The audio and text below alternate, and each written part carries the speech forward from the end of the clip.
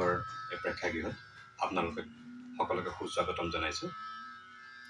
আজি আপোনালোকৰ সকলোৰে অৱগত যিগৰাকী ব্যক্তি উমেশ চন্দ্ৰ ঠাকুৰ দেৱৰ সোঁৱৰণি সভা আৰু লগতে তেখেতৰ গ্ৰন্থ উন্মোচনী অনুষ্ঠানত আপোনালোক উপস্থিত আছে। যিগৰাকী ব্যক্তি জাজি হেমনাথ শৰ্মা মহাবিদ্যালয়ৰ পৰা প্ৰাক্তন অধ্যক্ষ হিচাপে অৱসৰ লোৱাৰ পাছতো তেখেতে প্ৰতিটো সময়তে ক্ৰীড়া, সাহিত্য, সংগীত, নাটকৰ লগত জড়িত হৈ আছিল। তেখেতৰ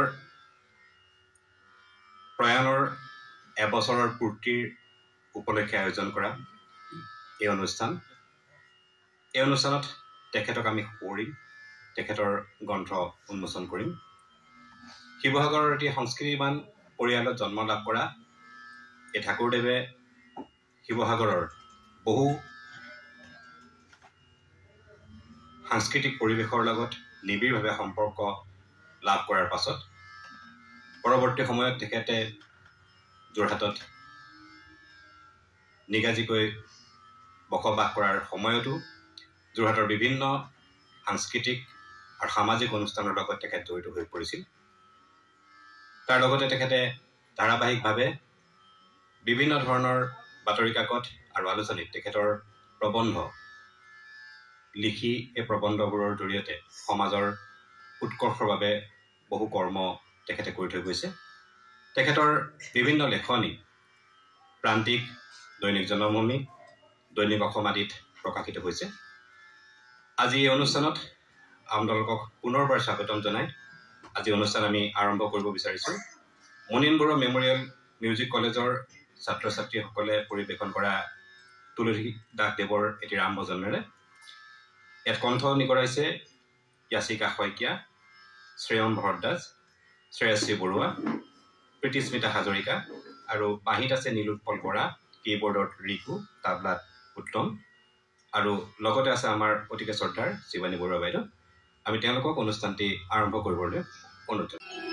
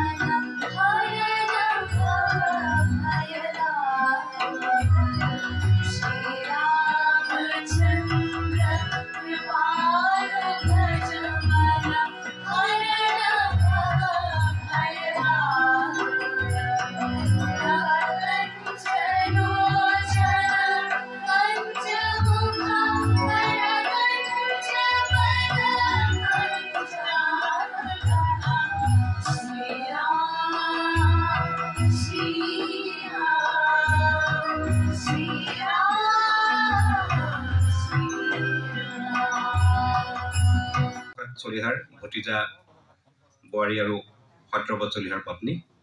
আমি কিছুদিনৰ আগত যোৰহাটত হোৱা এটি অনুষ্ঠানত জ্যোতিপ্ৰসাদ আগৰৱালাদেৱৰ এটি অনুষ্ঠানত তেখেত আহি আমাৰ মাজত উপস্থিত হৈছিলেহি। পুনৰবাৰ যোৰহাটত তেখেতক আমি পাই চিৰকৃতজ্ঞ। আমি তেখেতক মঞ্চলৈ স্বাগতম জনাইছোঁ আৰু পুনৰবাৰ মই অনুৰোধ জনালোঁ ভৰদ্বাজ ঠাকুৰক মঞ্চলৈ আদৰি আনিব আমাৰ অতিকে শ্ৰদ্ধাৰ জয়শ্ৰী চলিহা বাইদেউক।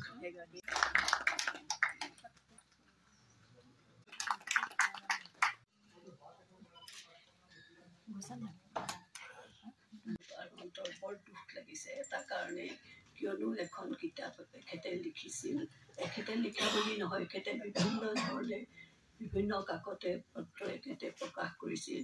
সেইখিনি মই একেলগে সকলোৱে বিভিন্ন জনে এখেতক সদায় কৈ ইমান ধুনীয়াকৈ আপুনি লিখিছে, এইখিনি ৰাখি থ'ব, কিন্তু নহ'লে সেইখিনি মই গোটাই। আজি এই সভাত আমি উপস্থিত নথকা হ'লে আমাৰ জনাৰ পৰা আমি আঁতৰত থাকিলোহেঁতেন। আজি এই কথাখিনি তেখেতৰ পৰা আমি জানিলোঁ।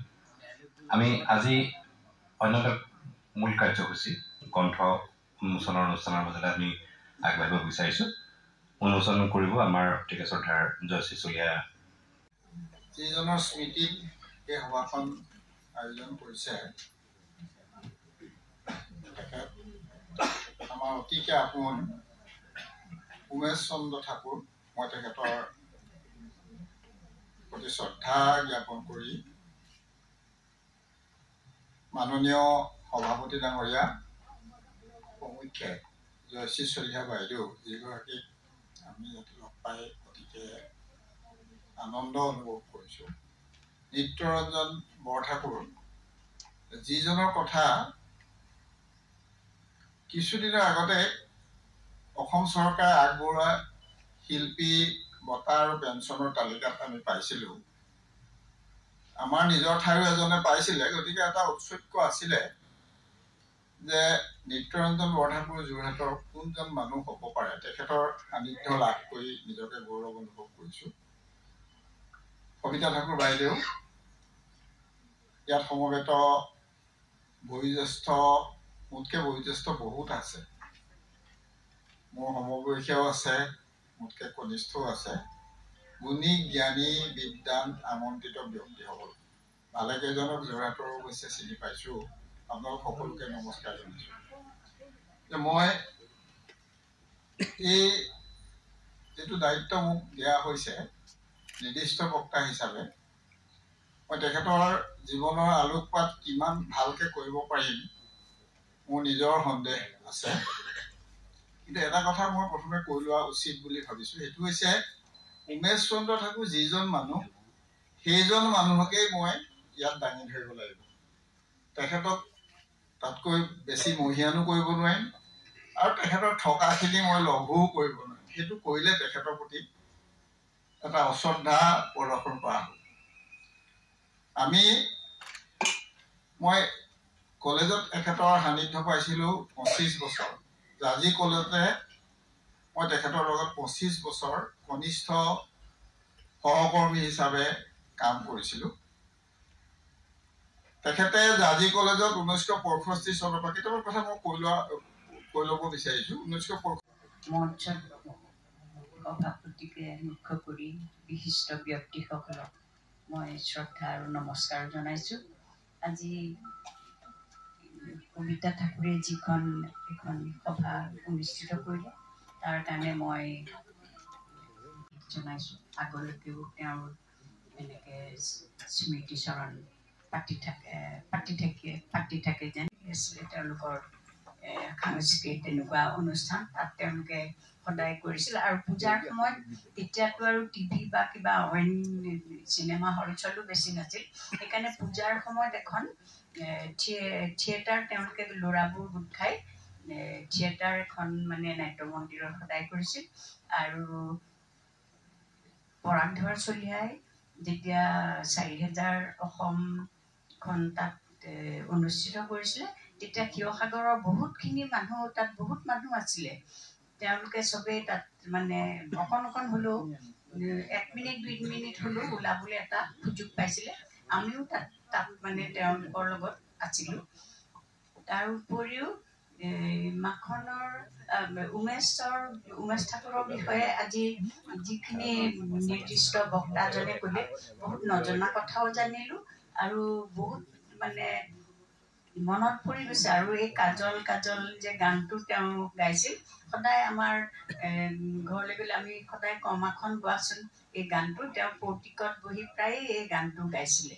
আজি দীপালী চলিহা আহিব নোৱাৰি, মোকেই সকলোকে তেখেতৰ হৈ জনাবলৈ, সবিতাহঁতকো জনাবলৈ কৈছে তেখেত আহিব নোৱাৰাৰ কাৰণে।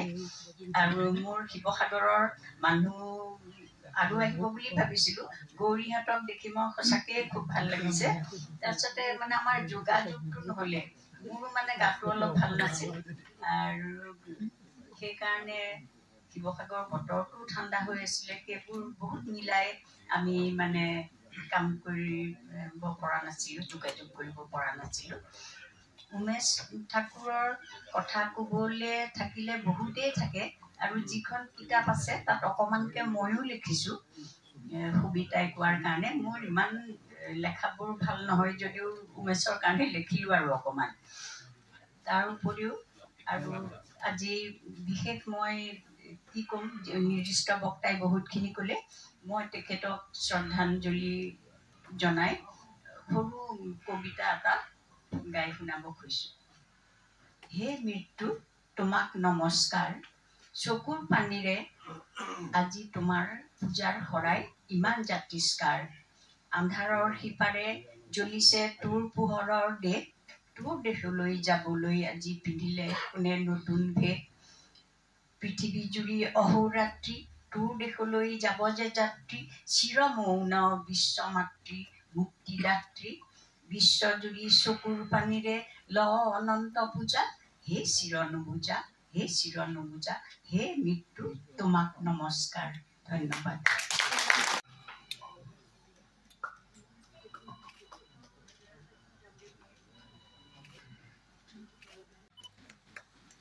সকলোৰ আগতে এই গ্ৰন্থখন এই মুহূৰ্তত উন্মোচন কৰাৰ পাছতে এই গ্ৰন্থখনে আপোনালোকক প্ৰত্যেককে এক সুখনকৈ গ্ৰন্থ সংগ্ৰহ কৰিবলৈ আমি অনুৰোধ জনাম। আমি